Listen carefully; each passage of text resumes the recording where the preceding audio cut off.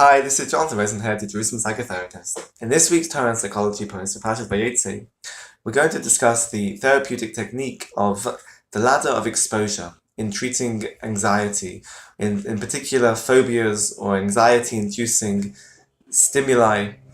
What the therapist will do with the client is that they will construct this ladder of exposure, which is building up in increments different stages, different levels of exposure to the phobia, to the anxiety-inducing stimulus. So for example, if a person has a phobia of dogs, which is a common example, the therapist will not expose a person immediately to being with a dog. That will be more in tune of the idea of flooding, which we know is counterproductive. It will actually increase and exacerbate the level of anxiety.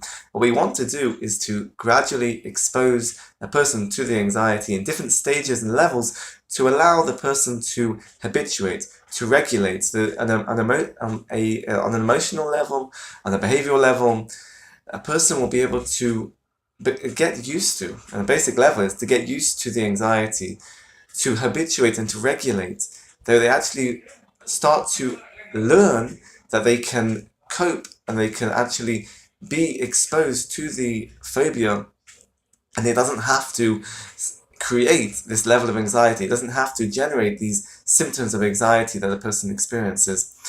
So it might be that a person will be exposed initially to a picture of a dog. It might be a cuddly toy of a dog, a bone, different aspects of exposure to a dog, gradually building up perhaps to the levels of being able to sit in the same room as a dog, being able to pat the dog, being able to allow the dog to sit on the person's lap.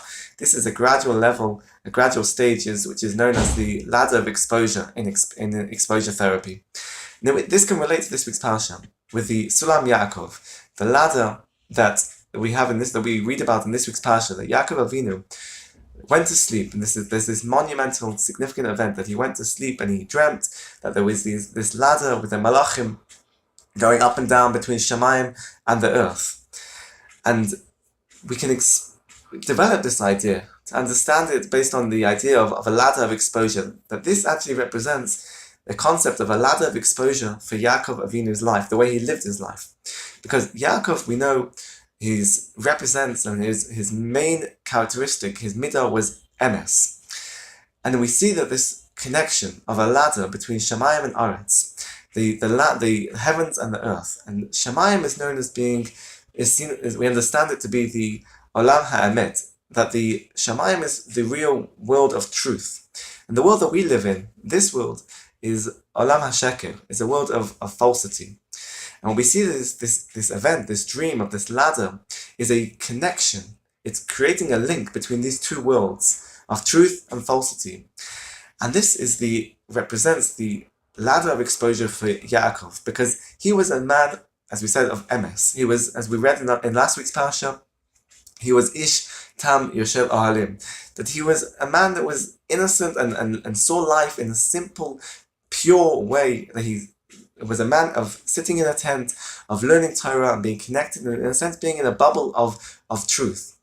But for that midah to be truly perfected, and for it to be crystallized, to be an actual midah of emes in its fullest sense, in its most productive and influential sense, as Yaakov Avinu being a man of emes, it had to be challenged. He had to be put through a ladder of exposure.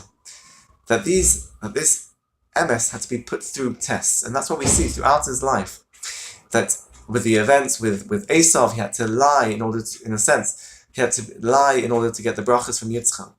That with Lavan, he was exposed to deception in the world, that he was cheated in a sense in having to work, and he married Leah and Rachel.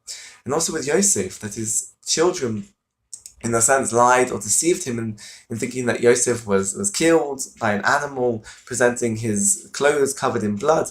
He was challenged in a gradual way, through a gradual ladder of exposure to deception, to falsity. And this was a challenge, a test, and to his midah of emes, in order to be able to perfect it and strengthen it.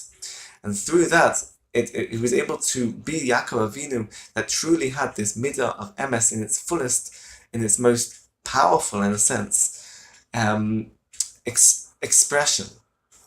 And that is what we see from this Sulam Yaakov, this ladder of exposure in overcoming the challenges of deception. In a sense, the anxiety or the simply the opposition to falsity. Yaakov Avinu didn't see his life that way, but he had to be exposed to it gradually in order to strengthen and perfect this midah of emes. And this is something that we can learn from it. We can learn from Yaakov Avinu as well, to be able to have a connection with the Torah and have a connection with the Kodesh Baruch Hu and see life through the lens of truth in order to be able to overcome challenges in a sense.